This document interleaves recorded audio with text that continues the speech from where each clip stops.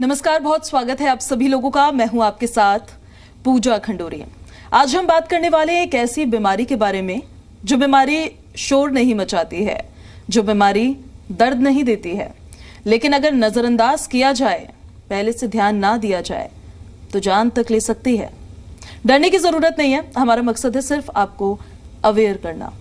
आज हम kidney disease के बारे में बात करने वाले हैं और उसी को लेकर बात करने के लिए हमारे साथ स्टूडियो में खास मेहमान मौजूद हैं। डॉक्टर अनुजा पोरवाल जी हमारे साथ मौजूद हैं, जो कि डायरेक्टर हैं nephrology and renal transplant medicine Fortis hospital Noida की। आपका बहुत बहुत स्वागत है मैम। थैंक यू पूजा। शुरुआत करेंगे हम, और सबसे अहम सवाल, क्योंकि बहुत ज्यादा लोग इसे तब तक गंभीरता से नहीं लेते हैं जब तक वो ऐसी स्टेज पे ना पहुंच जाएं कि जहां अब परेशानी शुरू हो गई है, पहले से ध्यान नहीं रखते हैं। तो अगर हम किडनी को लेकर बात करें, किडनी डिजीजेस को लेकर बात करें, तो सबसे पहले मैं आपसे ये जानना चाहती हूँ, इसको साइलेंट किलर क्यों कहा जाता है? देखिए, किडनी की बीमारियों को साइलेंट किलर इसलिए बोलते हैं क्योंकि किडनी की बीमारी के जो शुरुआती लक्षण होते हैं, जब बीमारी शुरू होती है उस स्टेज पे लक्षण बिल्कुल वेग होते हैं। वेग से मेरा मतलब है कि किसी भी अन्य बीमारी में वो सटल लक्षण मिल सकते हैं। जब kidney majority of the time patient को जब तक सिम्टम आना शुरू होते हैं, बाय दैट टाइम उसकी किडनी की डिजीज काफ़ी एडवांस हो चुकी होती है। इसलिए इसको हम साइलेंट डिजीज या साइलेंट किलर कहते हैं। अब किडनी हमारे शरीर में काम क्या करती है? सब लोगों को ये पता है कि किडनी शरीर से खून साफ करने का काम करती है, लेकिन किडनी के कुछ और भी काम होते हैं। हमारे शरीर में वाटर बैलेंस को रेगुलेट करना, हमारे खून को बनाने का जो हार्मोन है वो किडनी में बनता है, हमारे ब्लड प्रेशर को कंट्रोल करने और रेगुलेट करने वाले बहुत सारे हार्मोन्स किडनी में ही बनते भी हैं, रेगुलेट होते हैं और वहाँ से उनकी मेटाबॉलिज्म कंट्रोल भी होती है जी। इसके साथ साथ हमारी बोन हेल्थ भी किडनी से डिटरमाइन होती है। किडनी एक बहुत वाइटल ऑर्गन है और इसके बहुत सारे वेरिड फंक्शंस हैं। इनफैक्ट बच्चों में ग्रोथ हार्मोन्स भी किडनी में बनते हैं जी। अगर हम लक्षणों की बात करें, जो कि सटल लक्षण आते भी हैं एडवांस किडनी डिजीज में, उसमें सबसे इम्पॉर्टेंट लक्षण होता है पूजा कि पेशेंट को थकावट का बना रहना। पेशेंट्स कई बार आते हैं ओपीडी में, बताते हैं कि हमें बहुत थका थका लगता है, कमजोरी बनी रहती है, एकदम अनएक्सप्लेन्ड। इन्वेस्टिगेशन करते हैं, उसमें अनएक्सप्लेन्ड अनीमिया है कि हीमोग्लोबिन बहुत कम है, पैरों हाथों में सूजन आ जाती है, स्पेशली जब वो सो के उठते हैं तो देखते हैं कि फेस पे और आंखों के अराउंड सूजन आई हुई है। ये सारे कुछ साइंस हैं जो हमें बताते हैं कि किडनी में इन्वॉल्वमेंट हो सकता है। इसके साथ साथ उनका ब्लड प्रेशर सडनली बढ़ा हुआ रहने लगता है, या बच्चों में या एल्डरली में फर्स्ट टाइम पता लगने वाला ब्लड प्रेशर किडनी की खराबी की वजह से होता है। इसके साथ साथ स्किन ड्राई इची रहने लगती है, भूख नहीं लगती, जी मिचलाता रहता है। वो बोलते हैं कि हम खाना देखते तो हैं बट हमें खाना खाने का मन नहीं होता जी। कंसंट्रेशन, इस वीकनेस की वजह से उनका कंसंट्रेशन पुअर हो जाता है। नींद ठीक से नहीं आती। ये सारे सिम्टम्स हैं जो किडनी की बीमारी के सटल साइन हो सकते हैं। सांस फूलने लगता है क्योंकि पानी हम शरीर से निकाल नहीं पाते हैं, तो वो पानी शरीर में, लंग्स में, पैरों में, आपके स्टमक में, अब्डोमेन में, सब जगह कलेक्ट हो जाता है। इस पानी के कलेक्ट होने की वजह से उनको सांस फूलने लगता है। जैसा मैंने आपको बताया कि ये सारे नॉन स्पेसिफिक या वेग साइन और सिम्टम्स हैं जो किसी भी और बीमारी में मिल सकते हैं। अब मैं आपसे ये जानना चाहती हूँ, जैसे मैं समझती हूँ कि मैं बहुत फिट हूँ, लेकिन मुझे कैसे पता लगेगा, अगर मैं जाके चेकअप नहीं भी करवा रही हूँ तो मुझे कैसे पता लग सकता है कि मेरी किडनी प्रॉपर्ली वर्क कर रही है, नहीं कर रही है, कहीं मुझे इश्यूज स्टार्ट तो नहीं हो गए हैं आने? तो ये कैसे पता लग सकता है हमें? मुझे लगता है कि कई लोग इससे रिलेट भी कर पाएंगे जब आप इसका जवाब देंगे। पूजा, ये बहुत अच्छा क्वेश्चन है जो आपने पूछा है। देखिए, या तो आपको ऐसे कोई सटल साइन सिम्टम्स हों जो मैंने आपको बताए, इस तरीके का कुछ प्रेजेंस है तो आपको किडनी के फंक्शंस का टेस्ट करना चाहिए। अदरवाइज अगर आपको किडनी की बीमारी के कुछ रिस्क फैक्टर्स हैं, जैसे सबसे इंपॉर्टेंट रिस्क फैक्टर्स हैं diabetes, blood pressure, heart disease, बार बार स्टोन फॉर्मेशन होना या रेकरेंट यूटीआई या कुछ और आपकी कुछ फैमिली हिस्ट्री है इस तरीके की कि जहाँ किडनी डिजीज़ आपकी फैमिली में प्रेजेंट है। अगर ऐसा कुछ है, इन दैट सिचुएशन आपको अपनी किडनी की जांचें करनी चाहिए। अदरवाइज किसी भी पेशेंट को जो कि मिडिल एज में 35-40 ईयर्स की एज में या उससे अबव हैं, अपनी फंक्शंस चेक कराने चाहिए। किडनी की जांच करने के लिए सिंपल टेस्ट है, एक किडनी फंक्शन टेस्ट, ये एक ब्लड टेस्ट है, और इसमें अगर बढ़ा हुआ यूरिया या क्रिएटिनिन है तो ये सजेस्ट कर सकता है कि आपकी किडनी में इन्वॉल्वमेंट हो रहा है। या फिर एक सिंपल यूरिन टेस्ट आप करा सकते हैं। यूरिन टेस्ट में यूरिन से अगर प्रोटीन या ब्लड का लीकेज है, दैट ऑल्सो सजेस्ट कि पेशेंट की किडनी में इन्वॉल्वमेंट है। या कभी किसी अन्य बीमारी के लिए आपने अल्ट्रासाउंड कराया और उसमें आपको पता लगता है कि साइज में कोई डिस्क्रिपेंसी है, कोई स्ट्रक्चरल एबनॉर्मेलिटी है, तो दैट ऑल्सो सजेस्ट कि पेशेंट की किडनी में इन्वॉल्वमेंट हो सकता है।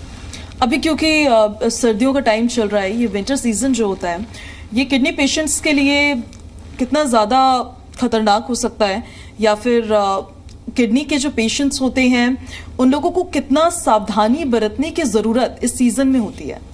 देखो, विंटर सीजन में किडनी के पेशेंट्स को बहुत प्रॉब्लम्स हो सकती हैं, क्योंकि क्या होता है, जब शरीर का टेम्परेचर या आउटसाइड टेम्परेचर कम रहने लगता है तो हमारी ब्लड वेसल सिकुड़ जाती हैं, कंस्ट्रिक्ट, इसे वेसो कंस्ट्रिक्शन कहते हैं। इसकी वजह से किडनी को भी ब्लड सप्लाई कम मिलती है, शरीर का ब्लड प्रेशर बढ़ा हुआ रहने लगता है। अब ब्लड प्रेशर का बढ़ा रहना अपने आप एक रिस्क फैक्टर है किडनी की बीमारी को ख़राब करने के लिए।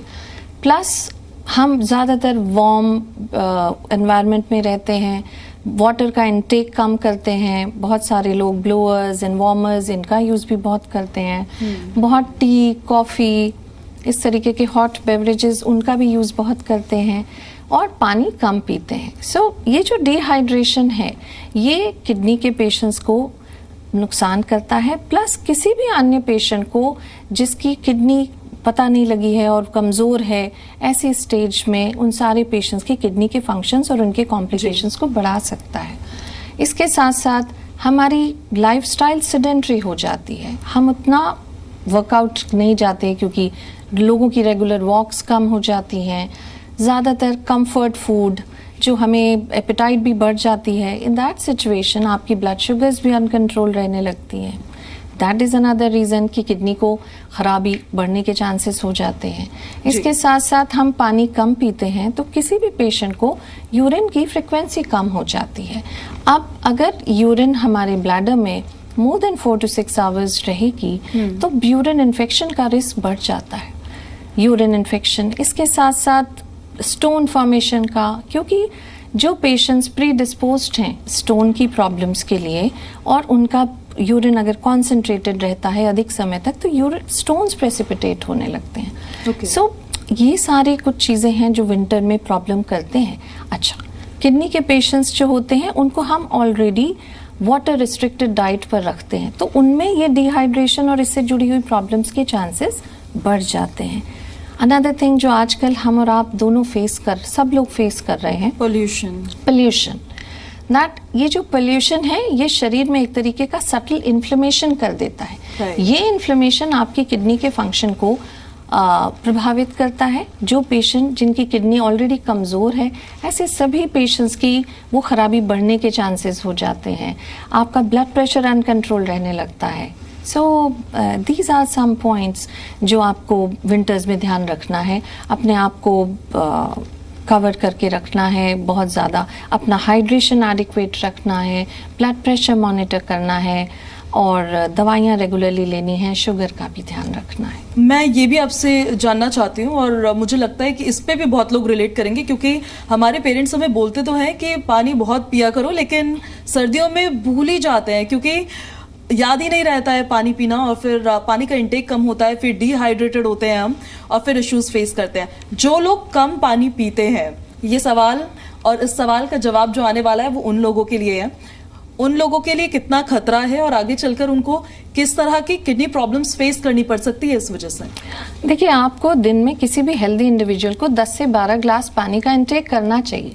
अगर हम इतना पानी का इंटेक नहीं करेंगे तो हमारे शरीर में जो लगातार टॉक्सिन्स और वेस्ट प्रोडक्ट बन रहे हैं उनका अच्छे से एक्सक्रीशन नहीं हो पाएगा। दूसरा, मैंने आपको बताया कि जब भी यूरिन कॉन्सेंट्रेटेड रहेगी, यूरिन ब्लैडर में बहुत देर रहेगी, रेकरेंट यूटीआई का रिस्क बढ़ जाता है, स्टोन फॉर्मेशन का रिस्क बढ़ जाता है। प्लस जो अंडरलाइंग किडनी की डिजीज है, समटाइम्स कुछ ऐसी डिजीजेस होती हैं किडनी की जिसमें यूरिन की फ्रिक्वेंसी, यूरिन की मात्रा बहुत बढ़ जाती है। ऐसे पेशेंट्स डिहाइड्रेशन का शिकार हो सकते हैं और उस सिचुएशन में उनकी किडनी के डिजीज के कॉम्प्लिकेशंस और बढ़ जाते हैं। सो एडिक्वेट हाइड्रेशन आपकी किडनी के फंक्शंस को अच्छा रखने, आपकी बॉडी को डिटॉक्सिफिकेशन के लिए बहुत ज़रूरी है। आजकल हम ये भी देख रहे हैं डॉक्टर साहब कि 20-30 साल के युवा भी किडनी डिजीजेस के शिकार हो रहे हैं। ऐसा क्यों हो रहा है, क्या इसके पीछे रीजंस हैं? ये मैं बोलूँगी Pooja, this is a very good question जो आपने पूछा। आजकल बच्चे, adolescent and young children, young people, ये ज़्यादा से ज़्यादा इनमें किडनी की बीमारियां डायग्नोज हो रही हैं। देखिए, जो बच्चे हैं, छोटे हैं, उनमें सबसे इम्पॉर्टेंट रीज़न होता है किडनी की बीमारी का बर्थ डिफेक्ट्स। हमारी कंट्री में इतना मैटरनल एंड फीटल हेल्थ पे आज भी इतना फोकस नहीं है। बहुत सारे जो मदर्स हैं वो मैल न्यूट्रिशन की शिकार होती हैं। बच्चे भी ग्रोथ रिटार्डेशन के पैदा होते हैं। उनका पुअर सोशो इकोनॉमिक स्टेटस की वजह से उनकी इतनी अच्छी केयर भी नहीं हो पाती है। सो इन बच्चों में बर्थ डिफेक्ट्स होते हैं, कई बार दोनों किडनी, कई बार एक किडनी अच्छी नहीं बन रही होती है। इन दैट सिचुएशन बचपन से उनकी किडनी का फंक्शन कम होता है और समटाइम्स वो फर्स्ट डेकेड 10 साल 12 साल की एज में ही दोनों किडनी फेल हो जाती है। सो एंटीनेटल हेल्थ को अच्छा रखना बच्चों में बर्थ डिफेक्ट के चांसेस को बहुत कम करेगा। इसके साथ साथ कुछ ग्लोमेरुलर डिजीजेस होती हैं, जैसे कुछ बच्चों को यूरिन में प्रोटीन आने लगता है, चेहरे पर सूजन उस पर आ जाती है, पेरेंट्स उसका इलाज कराते हैं, बट ये सारी बीमारियां बच्चे को लॉन्ग टर्म किडनी की बीमारी का रिस्क रखती हैं। तो ऐसे बच्चों का फॉलो अप नेफ्रोलॉजिस्ट के साथ बहुत ज़रूरी है। यंग और एडोलेसेंट में जो भी प्रॉब्लम्स बढ़ रही हैं वो लाइफस्टाइल रिलेटेड ज़्यादा हैं पूजा, क्योंकि sedentary lifestyle, hectic work schedules की वजह से उनका रेगुलर वर्कआउट बहुत ज़्यादा कॉम्प्रोमाइज्ड है। प्रोसेस्ड एंड जंक फूड, बहुत ज़्यादा स्ट्रेस को कोप करने के लिए इंडल्जेंस इन अल्कोहल, स्मोकिंग, इन सब चीज़ों के, पुअर वाटर इनटेक जैसे आपने मेंशन किया, इन सब चीज़ों के इनटेक ज़्यादा होने की वजह से, सेडेंट्री लाइफस्टाइल की वजह से लाइफस्टाइल रिलेटेड डिजीजेस बढ़ रही हैं, which are like diabetes, blood pressure and obesity. अब ये सारी बीमारियां डायरेक्टली भी किडनी को अफेक्ट करती हैं और इनडायरेक्टली भी इनके किडनी की खराबी जिस पेशेंट को है उसके रिस्क फैक्टर्स को और बढ़ा देती है। ओके। सो हेल्दी लाइफस्टाइल का ना होने की वजह से आजकल बहुत सारे यंग पेशेंट्स किडनी की डिजीज के शिकार हो रहे हैं। तो देखिए, ये बीमारियां उम्र नहीं देखती है, इसलिए अपना लाइफस्टाइल भी अच्छा रखिए और अपनी डाइट भी अच्छी रखिए और पानी पीते रहिए। सही कहते हैं पेरेंट्स कि पानी पूरे दिन भर जितना पी सको उतना पीना चाहिए। अब मैं आपसे ये जानना चाहती हूँ कि आजकल ट्रेंड बढ़ा है बॉडी बनाने का, जिम जाने का और वहाँ पे जाके वर्कआउट करने का, लेकिन उसके साथ साथ कुछ ऐसे भी जिम फ्रीक्स होते हैं जो सप्लीमेंट्स लेते हैं, स्टेरॉइड्स लेते हैं, प्रोटीन पाउडर लेते हैं। वो कितना फैक्टर रोल प्ले करते हैं किडनी डिजीजेस में और डॉक्टर से सलाह लिए बिना क्यों नहीं लेने चाहिए ये? पूजा, मैं इसी को नेक्स्ट बोलने वाली थी and you asked the same question, you read my mind. So the thing is this कि आजकल जो यंग लोगों में किडनी डिजीज का प्रेवलेंस बढ़ रहा है, उसमें ये भी एक ये जो रिगरस एक्सरसाइज या जिमिंग कल्चर है उसका भी रोल है। Gymming is a very good thing, बहुत अच्छा है, अपने आप को फिट रखना, अपने रेगुलर वर्कआउट्स करना है, this is a very good thing और ये हेल्दी लाइफस्टाइल का पार्ट होना चाहिए। लेकिन जो अनवेरीफाइड प्रोडक्ट्स हैं, अनसुपरवाइज्ड आपका मैं बोलूँगी कि अनफिजियोलॉजिकल ऑल्सो हमारे शरीर के लिए artificial protein supplement, pre mix workout जो आते हैं, सैशेज एंड प्रोडक्ट्स, इन सब का यूज़ करने से किडनी की डिजीज़ की रिस्क बढ़ रहा है। एक तो इतना high 2 gram per KG body wait जो प्रोटीन है वो किडनी को ऑलरेडी बर्डन करता है, किडनी के डायरेक्टली डैमेज करता है किडनी के फंक्शंस को। प्लस जो एनाबॉलिक स्टीरॉइड्स पेशेंट्स ले रहे हैं, जो यंग बच्चे या यंग इंडिविजुअल्स लेते हैं अपने मसल को बिल्डअप करने के लिए, ये किडनी में एक तरीके का इन्फ्लेमेशन और बहुत सारी ग्लोमेरुलर डिजीजेस जिसे FSGS कहते हैं, इस तरीके का इन्फ्लेमेशन कर सकता है। सो इन पेशेंट्स में ऑलरेडी डायरेक्ट डैमेज किडनी को होने लगता है, जो लॉन्ग टर्म में किडनी फेलियर का एक कारण बनता है। इसके साथ साथ स्ट्रेनुअस वर्कआउट के टाइम पर अगर हॉट क्लाइमेट में कर रहे हैं तो मसल ब्रेकडाउन के चांसेस होते हैं। इनडिस्क्रिमिनेट, क्योंकि बॉडी एक्स के लिए पेन किलर लेना डिहाइड्रेटेड स्टेट में, ये भी किडनी को डायरेक्टली डैमेज करता है। सो आर्टिफिशियल प्रोटीन इनटेक को कम से कम रखें, और अगर ले भी रहे हैं तो किसी स्पेशलिस्ट से कंसल्ट करके तब लें। नेचुरल सोर्सेज ऑफ प्रोटीन को रिजॉर्ट करें, क्योंकि ये सारे जो क्रियाटीन करके सब्सटेंसेस आते हैं ये किडनी को बहुत नुकसान पहुंचाते हैं। तो मैं चाहूंगी कि आप ये हमारे दर्शकों को बता भी दें कि नेचुरल प्रोटीन किस तरीके से वो ले सकते हैं, कितना उनको एक दिन में इंटेक करना चाहिए, स्पेशली जो जिम कल्चर को फॉलो करते हैं, जिम फ्रीक्स होते हैं। देखिए, नॉर्मल हेल्दी इंडिविजुअल्स को 1 ग्राम per KG body wait protein का इंटेक एटलीस्ट करना चाहिए, लेकिन जो लोग रेगुलर वर्कआउट या एक्सरसाइजेस करते हैं, they should increase their protein intake to 1.2 to 1.4 gram per KG body weight. They should never cross 2 gram per KG body wait के ऊपर बिल्कुल नहीं जाना चाहिए, बिकॉज ये डायरेक्टली किडनी को डैमेज करता है। डायलिसिस और किडनी ट्रांसप्लांट में क्या डिफरेंस होता है, वो भी जरा आप दर्शकों को बताइएगा, क्योंकि ट्रांसप्लांट से लोग बड़ा डरते हैं। उनको डरना क्यों नहीं है, और एक पेशेंट की जिंदगी ट्रांसप्लांट के बाद कितनी बदल जाती है, ये भी जरा आपने बताएं। पूजा, देखो, किडनी की फेलियर की स्टेजेस होती हैं। जब दोनों किडनी मिला के लेस देन 10% काम करने लगती है, तो दैट इज द टाइम जब हम लोग पेशेंट को डायलिसिस या किडनी ट्रांसप्लांट की सलाह देते हैं। अब देखिए, किडनी हमारे शरीर में 24 घंटे 7 दिन काम करती है। हम डायलिसिस हफ्ते में 2 या 3 बार करते हैं। अब डायलिसिस एक मशीन है जो खून को साफ कर रही है, बट तुम्हें मेरी बात से अंदाजा लग रहा होगा कि ये जो सफाई भी है ये इनएडिक्वेट है। प्लस किडनी के जो अन्य फंक्शन है वो रिप्लेस नहीं हो पाते। पेशेंट हमेशा ही आपको डायलिसिस के स्ट्रिक्ट शेड्यूल से बंधा हुआ रहता है। उसकी जॉब का, उसके पढ़ने वाले बच्चों का, या उसकी लाइफ के बहुत सारे काम डायलिसिस के स्ट्रिक्ट शेड्यूल से टाइड अप होने की वजह से वो नहीं कर पाता है। प्लस उसका एनर्जी लेवल्स उतने अच्छे नहीं होते क्योंकि टॉक्सिन्स साफ नहीं होते। ट्रांसप्लांट एक प्रोसेस है जिसमें एक नई किडनी पेशेंट के शरीर में लगा देते हैं। ये नई किडनी पेशेंट के शरीर के सारे एक्सक्रीटरी और जो हार्मोनल फंक्शंस हैं, जो खून बनाना है, प्लस जो वाइटैलिटी है, उस सबको रिस्टोर करती है। सो ट्रांसप्लांट एक लाइफ चेंजिंग प्रोसेस है किडनी पेशेंट्स के लिए, और पेशेंट की लाइफ नियर नॉर्मल हो जाती है। पेशेंट को डाइटरी रिस्ट्रिक्शंस जो डायलिसिस पेशेंट्स को बहुत सारे होते हैं वो नहीं रखने पड़ते हैं, एंड उन्हें अपनी लाइफ के लिए ज़्यादा टाइम दे पाते हैं। वो अपने ऑफिस में, फैमिली लाइफ, स्कूल में, they are able to contribute more time and they have more options for the life. Diabetic patients जो होते हैं, आगे चल के कई बार ऐसा देखा गया है कि किडनी रिलेटेड इश्यूज उनको फेस करने पड़ते हैं। क्योंकि मेरे फादर को भी इशू है, तो मैं भी ये जानना चाहती हूँ, और सारे डायबिटिक पेशेंट्स जानना चाहेंगे कि उनको कितना ध्यान रखना है, उनको क्या नहीं करना है बिल्कुल भी। देखिए, डायबिटीज़ किडनी को ख़राब करने का सबसे इम्पॉर्टेंट कारण है पूजा। सो अगर किसी पेशेंट को डायबिटीज़ है तो उसको अपने किडनी फंक्शंस की जांच रेगुलरली करनी चाहिए।